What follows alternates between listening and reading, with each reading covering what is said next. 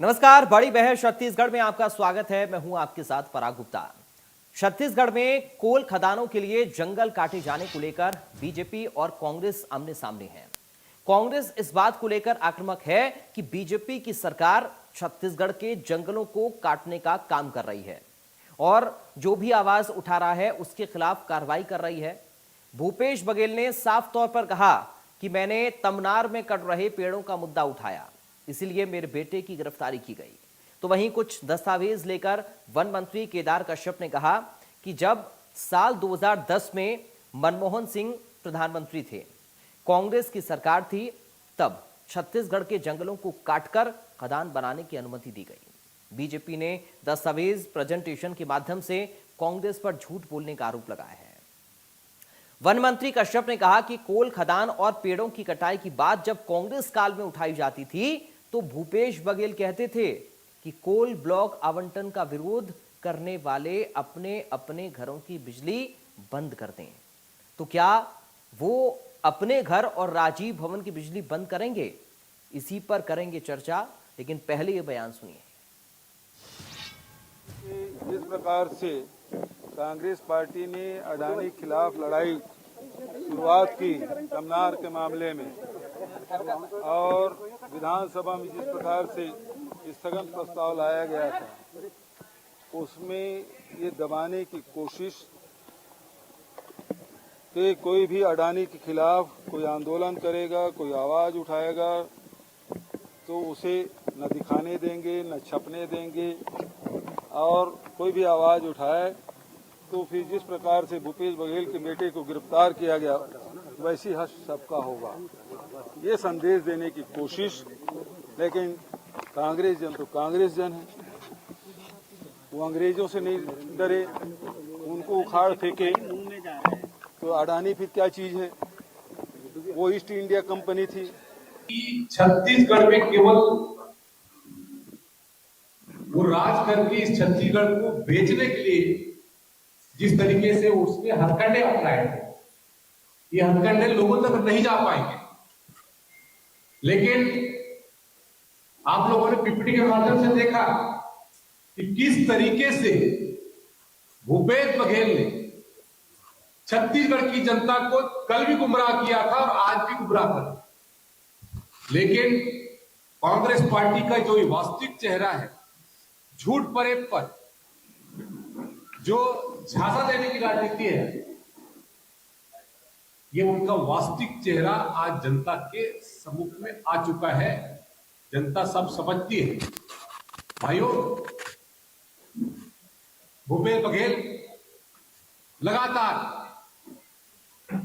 Bharatiya Janata party की सरकार के ऊपर आरोप लगाते हैं, निराधार आरोप लगाते हैं, जबकि वास्तविकता जो यहां पर हम लोगों ने पीपीटी के माध्यम से बताया और उसके माध्यम से स्पष्ट हो गया कि यहां पर कांग्रेस पार्टी और भूपेश बघेल कहते कुछ है और करते कुछ है। चलिए, इस वक्त हमारे साथ दो खास मेहमान जुड़ गए हैं, आपका परिचय करा दें। अमित श्रीवास्तव, कांग्रेस से प्रवक्ता, इस वक्त हमारे साथ हैं। अमित जी, आपका स्वागत है। प्रवीण साहू हैं, भारतीय जनता पार्टी से प्रवक्ता। प्रवीण साहू जी, आपका स्वागत है। अमित जी, शुरुआत आपके साथ कर रहा हूं। अब बीजेपी ये पूछ रही है कि कहां कहां की बिजली काटेंगे बघेल साहब, पहला रिएक्शन आपका आज की चर्चा में। देखिए, कहते हैं ना कि हमने इस दौर में फैसले निराले देखे हैं, फैसला कत्ल के कातिल के हवाले देखे हैं। मुझे लगता है कि कहीं ना कहीं मुद्दों को भटकाना, मुद्दों को लोगों को गुमराह करना, ये बीजेपी का चाल चरित्र और चेहरा रहा है। और निश्चित तौर पे अगर आप देखेंगे तो छत्तीसगढ़ के जल जंगल जमीन पे, हम तो चुनाव के पूर्व भी हमारे बड़े नेता जब सभा में आते थे, सभा करते थे, उन्होंने कहा था कि भाई अगर आपके वोट की कीमत आप समझिए और आपका वोट निश्चित तौर पे हम रहेंगे तो आप सुरक्षित रहेंगे, जल जंगल जमीन सुरक्षित रहेगा। लेकिन अगर आपने भाजपा को वोट दिया तो निश्चित तौर पे अडानी के हाथों में सारा जल जंगल जमीन ये दे देंगे, और आज वही हो रहा है। तो हम विरोध नहीं करते, हमारा ये कहना है कि आप एक या दो सेलेक्टिव लोगों को ही आप क्यों सारा चीजें दे रहे हैं, चाहे वो जल जंगल जमीन हो, चाहे एयरवेज हो, चाहे रेलवेज हो, चाहे सारे ठेके हो, चाहे पोर्ट हो।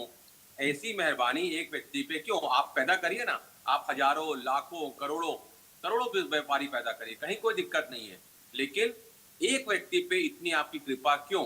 ये रिश्ता क्या कहलाता है? पूछता है छत्तीसगढ़ कि ये रिश्ता क्या कहलाता है। और आपने कहा बिजली का, तो मैं आपके माध्यम से बता दूं कि लगातार जब हमारे हाथ में सत्ता थी, तो कहीं ना कहीं आप देखिए कि हमेशा से पूर्व मुख्यमंत्री जी ने भी आवाज उठाया, कांग्रेस के दूसरे नेताओं ने भी आवाज उठाया, और हम हमेशा छत्तीसगढ़ के हित की बात हमने की है, और हमेशा छत्तीसगढ़ में सुरक्षित रहा है, छत्तीसगढ़ सुरक्षित रहा है कांग्रेस के कार्यकाल में। लेकिन मैं फिर आपके माध्यम से कहना चाहता हूं कि जो ये कह रहे हैं, तो इन्हें ये मानना चाहिए कि सारी कृपा एक ही व्यक्ति पे क्यों, और अचानक प्रवीण भाई मेरे अनुज हैं, विद्वान प्रवक्ता है, उनको ये जवाब देना चाहिए कि अचानक एक ही व्यक्ति पे इतनी कृपा क्यों। ठीक है प्रवीण जी, बताइए, क्योंकि बार बार ये आरोप तो लगते ही हैं बीजेपी के ऊपर, लेकिन सवाल ये है कि बघेल साहब तो ये भी कह रहे हैं कि साहब बदले की भावना से आप लोग कार्रवाई करते हैं, उन्होंने आवाज बुलंद की तो गिरफ्तारी करा दी बेटे की। देखिए, सबसे पहले भारत माता की जय कहूंगा, आप सभी को नमस्कार और प्रणाम। देखिए, यथार्थ तो यही है कि कांग्रेस पार्टी निश्चित रूप से जिस प्रकार से अपने कार्यकाल में उन्होंने आर्थिक भ्रष्टाचार किया, उसके सारे हदें कहीं ना कहीं उन्होंने पार कर दी, और जिस पर जब जांच हो रही है तो कहीं ना कहीं कांग्रेस पार्टी और उनके नेताओं पर आंच आ रही है, इसलिए वो बौखलाए हुए हैं। और साथ ही मैं ये कहना चाहूंगा कि चाहे वो प्रदेश हो चाहे राष्ट्रीय स्तर पर हो, लगातार कांग्रेस पार्टी आदिवासी विरोधी रही है। इनके तत्कालीन आबकारी मंत्री कवासी लखमा जी जब जेल जाते हैं, तब इन्हीं कांग्रेसी नेताओं को, इन्हीं कांग्रेसी कार्यकर्ताओं को चिंता नहीं होती है कि एक आदिवासी वर्ग का व्यक्ति किसी आरोप में जेल में बंद है, तो उसके विषय में कहीं ना कहीं धरना प्रदर्शन करना चाहिए। लेकिन पूर्व सीएम भूपेश बघेल जी के बेटे चैतन्य बघेल जी को जब ईडी गिरफ्तार करती है, संवैधानिक संस्था गिरफ्तार करती है, तो निश्चित रूप से इनका कहीं ना कहीं जो कह सकते हैं ना कि परिवारवाद की पराकाष्ठा इनको देखने को, इनके कार्यकर्ताओं को लगातार देखने को मिलती है। अब जनता पूछना चाहती है, बघेल जी के सुपुत्र कौन है, पार्टी में क्या दायित्व है, किसी पार्टी के दायित्व पर रहते क्या, या किस संगठन में है क्या? कहीं भी नहीं है। लेकिन कहीं ना कहीं अपने नेताओं को खुश करने के लिए सारे कांग्रेसी नेताओं को जबरदस्ती, सारे कांग्रेस कार्यकर्ताओं को जबरदस्ती वहां पर थोपा गया। जो मूलभूत प्रश्न ये है कि आपने जो है 3000 से अधिक करोड़ का शराब घोटाला किया, जिसके विषय पर आज यदि जांच हो रही है, तो कहीं ना कहीं आप जांच को प्रभावित करने का प्रयास कर रहे हैं। मूलभूत विषय तो यह है। और आदरणीय एंकर महोदय, देखिए, प्रारंभिक स्टेज में तो आकलन यह हो रहा था कि शराब का घोटाला लगभग 2100 करोड़ का है, लेकिन जब आर्थिक अपराध की जो शाखा है ईओडब्ल्यू जब जांच की, तो पता चलता है कि अपराध 2100 करोड़ का नहीं बल्कि 3200 करोड़ रुपए का है। तो सोचिए, जब इतना बड़ा भ्रष्टाचार हुआ, उस पर जांच होती है, तो निश्चित रूप से किसी भी दल या किसी भी व्यक्ति को समर्थन करना चाहिए कि भाई यदि कुछ भी जांच कर निर्णय को मैं स्वीकार करूंगा। देखिए, सच्चा व्यक्ति कभी नहीं डरता, लेकिन जिस प्रकार से इनके कहीं ना कहीं बौखलाहट दिखा रही है कि इनके कार्यकाल में दाल पूरी तरीके से काली थी। यदि आप इतने ही पाक साफ है, आपने कुछ गलत नहीं किया, तो सहर्ष स्वीकार करिए कि जो जांच करवाना है, इस समिति से जांच करवाने करवा लीजिए। लेकिन बार बार कहीं ना कहीं ईडी के कार्रवाई पर आप जो बाधा डालते हैं, उनके कार्य का प्रदर्शन करते हैं, तो ये दिखाता है कि आप नहीं चाहते कि निष्पक्षता पूर्वक जांच हो, क्योंकि आपको मालूम है कि जांच से कहीं ना कहीं आपके नेताओं या हो सकता है कि आपके परिवारजनों पर, जितने भी व्यक्ति जिन्होंने संगठित लूट किया था, उस पर आंच आएगी। रही बात देखिए कोल आवंटन की, तो बहुत सारे दस्तावेज आज मैं स्वयं लेकर आया हूं, जहां पर लगातार अगर हम कहें तो तत्कालीन कांग्रेस की सरकार ने खुद केंद्र सरकार को सिफारिश दिया था, और विद डेट मैं कोट करूंगा, अनेक चिट्ठी है। देखिए, सबसे पहले चिट्ठी आती है 10 जून 2019 को, जब डॉक्टर बी.टी. कल्ला जी, जो कि तत्कालीन पीएचडी जीटी और ऊर्जा मंत्री थे राजस्थान गवर्नमेंट के, उन्होंने भूपेश बघेल जी को पत्र लिखा था। इसके बाद भूपेश सरकार एक्शन में आती है और लगातार स्वयं केंद्र की सरकार को कहीं ना कहीं पत्र लिखते हैं कि भाई जो काले जो क्षेत्र है रायगढ़ का, उसके कहीं ना कहीं कोयले का क्षेत्र का आवंटन होना चाहिए। तो जिस विषय पर ये कह रहे हैं कि भाई ध्यान भटकाना चाह रहे, सारे साक्ष्य मैं स्वयं लेकर आया हूँ। तो भाई किस विषय पर आप प्रश्न करना चाहते हैं? जनता सब कुछ जानती है कि देखिए, खिसियाई बिल्ली खंबा नोचे। आपने भ्रष्टाचार किया और आप इस विषय के माध्यम से चाहते, इस प्रदर्शन के माध्यम से चाहते कि इस विषय पर बात ना हो। लेकिन जिस प्रकार से आपने इतने आर्थिक अपराध किए हो, चाहे वो शराब का घोटाला हो, चाहे वो कोयले का घोटाला हो, अगर हम कहें तो भाई चावल घोटाला किया आपने, सीजीपीएससी घोटाले किए, सारे जितने भी घोटाले हैं उसकी जांच होने दीजिए। जो भी दोषी व्यक्ति होगा उसको कहीं ना कहीं जो न्यायालय सजा देगा। लेकिन फिर से कहूंगा कि भाई यदि आप में नैतिक साहस है, जितने कांग्रेस नेताओं में यदि आप में नैतिक साहस है, तो जिस भी संस्था के माध्यम से जांच हो रही है, उस जांच को आप करवाइए। आप डरते क्यों है? ठीक है। अमित श्रीवास्तव जी, प्रेजेंटेशन के माध्यम से कांग्रेस को आईना दिखाने की कोशिश बीजेपी कर रही है और यही बात प्रवीण साहू ने भी कही। वो भी कह रहे हैं कि साहब आपने अपने वक्त में क्या किया और अब आप लोग क्या आरोप लगा रहे हैं, क्या इसे समझने की जरूरत है? जी देखिए, मैं प्रवीण भाई की ही बातों का जवाब देता हूँ कि कहते हैं ना कि प्रवीण भाई जब भी आईना उठाया करो पहले खुद देखा करो फिर दूसरे को दिखाया करो। रही बात, मैं आपके माध्यम से कहना चाहता हूँ, आज ही का फैसला आया है माननीय सर्वोच्च न्यायालय का, मैं कुछ पॉइंट्स पढ़ देता हूँ। ईडी नैरेटिव के पीछे नहीं चलता। आपको बता दूं कि जिस प्रकार से सॉलिसिटर जनरल के ने कहा कि ईडी नैरेटिव के पीछे नहीं चलता, तो जस्टिस जो है उन्होंने कहा कि सुप्रीम कोर्ट ने कहा सिर्फ ईडी की आलोचना की बात, ईडी की आलोचना की नहीं बल्कि एजेंसी को राजनीतिक लड़ाइयों के लिए प्रयोग नहीं किया जाना चाहिए। आप चुनावी लड़ाई क्यों अदालत तक लेके आ रहे हैं? कोर्ट ऐसा नहीं चाहता। कोर्ट ने कहा ईडी ने वरिष्ठ वकीलों को अरविंद अतार और प्रताप वेणुगोपाल जी को सम्मन भेजा कि उसके फैसले की भी उन्होंने निंदा की कि आपने वकीलों को भी सम्मन भेजा कि उनके क्लाइंट को आपने क्या एडवाइस किया, इसकी कोर्ट ने निंदा की। और ईडी अधिकारी के सारे अधिकार कहा, सुप्रीम कोर्ट ने कहा ईडी के अधिकारी सारे अधिकारों को पार कर रहे हैं, ऐसा नहीं चलेगा, हमें दिशा निर्देश तैयार करने की जरूरत है। और लगातार उन्होंने जिस पे आज मुद्दा था कर्नाटक पे, जो सीतारामैया जी पे जो उन्होंने अपील की थी ईडी ने, तो उसको जस्टिस गवई साहब ने चेताया कि एजेंसी की कार्रवाई राजनीतिक रूप से प्रेरित होते जा रही है, ये सब नहीं चलेगा। लगातार आप देखिए साहब कि अपना इस देश में प्रतिशोध और उत्पीड़न की राजनीति चल रही है, पॉलिटिक्स ऑफ हैरेसमेंट चल रहा है, मर्डर ऑफ डेमोक्रेसी किया जा रहा है कहीं ना कहीं। अभी प्रवीण भाई कह रहे थे तो कोई नहीं कहता कि अगर कोई गलत किया तो कार्रवाई करो। मैं मार्क माई वर्ड, मैं कह रहा हूं कि कोई भी गलत करा है उसके ऊपर आप कार्रवाई करिए, कांग्रेस का ये मानना है। लेकिन अपने पॉलिटिकल वेंडिटा को पूरा करने के लिए, अपने मंसूबे को पूरा करने के लिए कम से कम एजेंसियों को आप खिलौना मत बनाइए।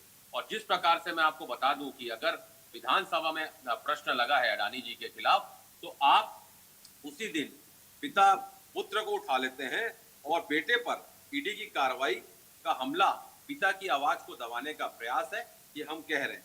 और सबूत कहाँ है? मैं तो आपके माध्यम से एक चीज कहता हूं कि सिर्फ ये गिरफ्तारी नहीं, ये बदले की राजनीति है। और क्योंकि ये संयोग नहीं है, भूपेश बघेल जी के बर्थडे पे ईडी आ जाती है, कांग्रेस का अधिवेशन होता है ईडी आ जाती है, उनके बेटे के जन्मदिन पे ईडी आ जाती, तो क्या ये योजनाबद्ध कहीं ना कहीं बाकायदा ये सियासी स्क्रिप्ट तो नहीं लिखी गई थी? ये भी एक सोचने का विषय है। और ईडी को स्वतंत्र रखिए, गुलाम मत बनाइए। और मैं फिर कहता हूं कि सत्ता के इशारे पे संवैधानिक संस्थाओं को काम नहीं करना चाहिए। और 95% से ज्यादा कार्रवाई ईडी किसकी, विपक्षियों पे ही क्यों होती है? प्रधानमंत्री जी ने भी तो कहा था कि 70,000 करोड़ का घोटाला करने वाले महाराष्ट्र के एक नेता है जिनका नाम अजीत पवार है, 3 दिनों बाद आप उन्हें डिप्टी सीएम बना देते हैं। मतलब कहते हैं ना कि झूमते हैं नाग सारे जाने कैसी बीन है, और इनका ना कोई ईमान है ना कोई दीन है, और जो भी जाता है वो धुल के निकलता है। अरे साहब, ये भाजपा पार्टी है या वॉशिंग मशीन है? तो मतलब आप अजीत पवार जी पे कार्रवाई नहीं करते, हेमंत बिस्व शर्मा पे गृह मंत्री जी कहा करते थे नादा सादा स्कैम के आरोपी हैं, सबसे ज्यादा भ्रष्ट हैं, आज इनके मुख्यमंत्री हैं। शुभेंदु अधिकारी पे कहा करते थे प्रधानमंत्री की ये नादा सादा स्कैम में आरोपी हैं, आज इनके नेता प्रतिपक्ष हैं।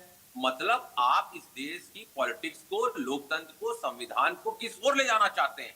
आप अपने विपक्षियों को दबाने के लिए ईडी, सीबीआई और इनकम टैक्स को जिस प्रकार से आप उपयोग कर रहे हैं, हम उसका विरोध करते हैं। ठीक है, कहीं ना कहीं लोकतंत्र के लिए और संविधान के लिए खतरा है, एक अलार्म है। और मैं तो एक मांग करना चाहता हूं आपके लोकप्रिय चैनल पे कि आज जो सुप्रीम कोर्ट का वर्जन आया है, अब तो ईडी की आवश्यकता हो गई है, ये मेरा कहना है।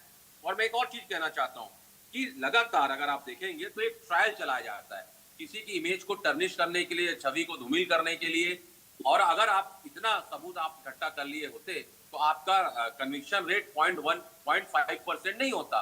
तो मतलब कहीं ना कहीं एक मीडिया ट्रायल चलाया जाता है, दिखाया जाता है ऐसा हो गया वैसा हो गया, हमने इतना जब्त किया, लेकिन जब आपको अदालत में पूरा सबूत रखना होता है आप रख नहीं पाते। क्योंकि ये केस मनीष सिसोदिया जी के केस में सुप्रीम कोर्ट ने कहा था कि इनको आप सबूत, आप इनको पेश नहीं कर पाए, लेकिन आपने इन्हें 17 महीने तक अंदर रख दिया।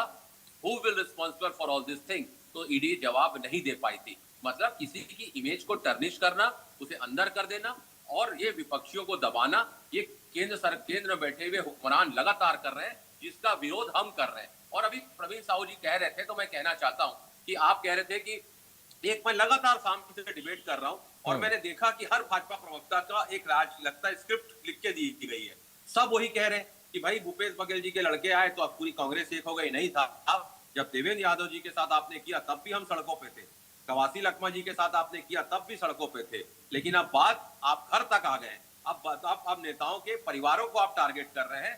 तो एक एक कांग्रेस का कार्यकर्ता लड़ाई लड़ेगा। ठीक है। हम तो अंग्रेजों से लड़ने वाले लोग हैं, हम फिरंगियों से नहीं डरे तो इन संगियों से नहीं डरेंगे, ये याद ठीक है, लेकिन ये तो बड़ी बात कर रहे हैं प्रवीण जी। अमित जी ने कहा कि अब तो ऐसी सिचुएशन आ गई है कि ईडी को भी ईडी की जरूरत है, और जब विशेष मौके होते हैं, स्पेशल ओकेजन होते हैं, तो आप तोहफे में जांच एजेंसी को भेज देते हैं।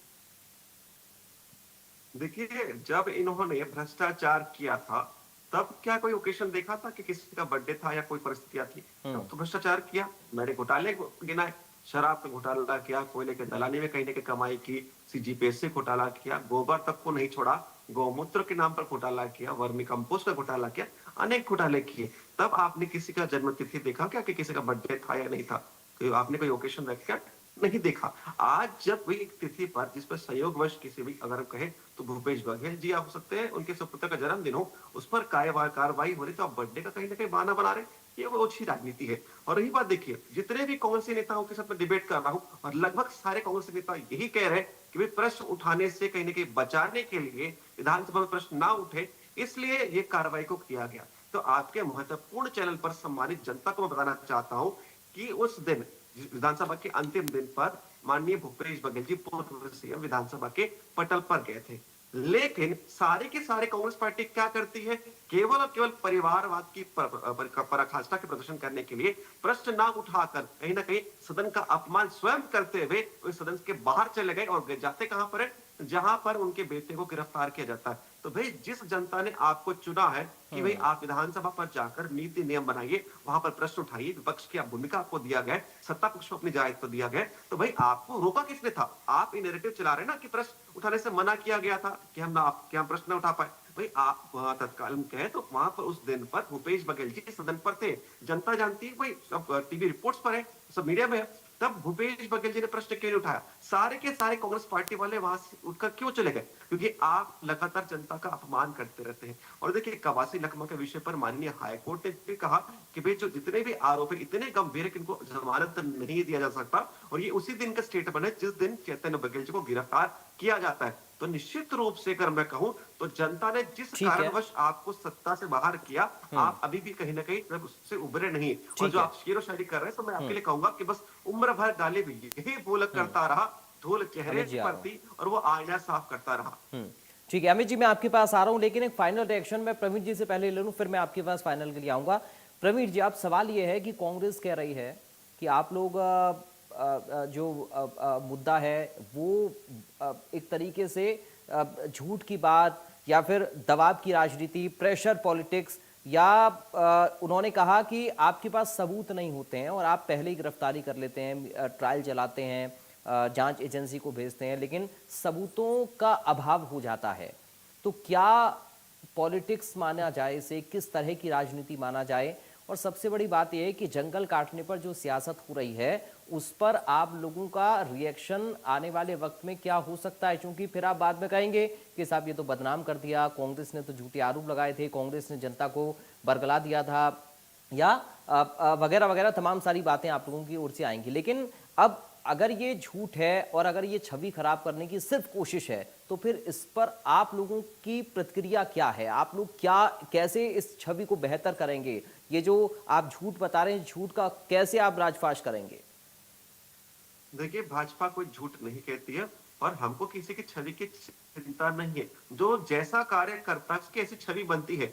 यदि कांग्रेस पार्टी ने अच्छे कार्य किए होते तो निश्चित रूप से जो कांग्रेस पार्टी कह रही थी कि हम 75 पार सीटें लेकर आएंगे, वो 35 सीटों तक सिमट क्यों जाती, 35 तक पार क्यों नहीं कर पाते? तो जनता के मन में छवि यह स्पष्ट है कि कांग्रेस यानी भ्रष्टाचारियों की पार्टी, लगातार कहीं ना कहीं भ्रष्टाचार किए थे, इसलिए 5 साल में ही काम ऐसा किया गया, तो जनता ने इनको कहीं ना कहीं सत्ता से बाहर उखाड़कर फेंक दिया। तो इसके लिए भाजपा जवाबदार नहीं है, स्वयं उनके कांग्रेसी नेता जवाबदार है। ठीक है। ये बात कि कोयले का हाँ। आवंटन की, मैं भी कह रहा हूँ, देखिए अनेक पत्र मैं आपके सामने प्रस्तुत कर देता हूँ, डेट भी कोट कर देता हूँ कि 10 जून 2019 को राजस्थान के मंत्री ने पत्र लिखा, फिर उसके बाद भूपेश बघेल जी को गहलोत जी ने पत्र लिखा, आवंटन के लिए अनुरोध किया कि भाई कोयले का आवंटन कराना चाहिए, चाहे वो रायगढ़ का हो, चाहे वो पीके का हो, है ना। तो निश्चित रूप से कहीं ना कहीं कांग्रेस पार्टी स्वयं जिसको है कहीं ना कहीं कोयले के आवंटन के लिए लगातार लगी हुई है। रही बात, देखिए जिस विषय पर हम चर्चा कर रहे हैं, मैं फिर से कह रहा हूं कि ये जो विधानसभा के कार्यवाही के अंतिम दिन भूपेश ठीक है। बघेल जी जिस विषय को बार बार कह रहे हैं कि भाई डाइवर्ट करने के लिए किया गया था, आपके पास उस समय माइक था,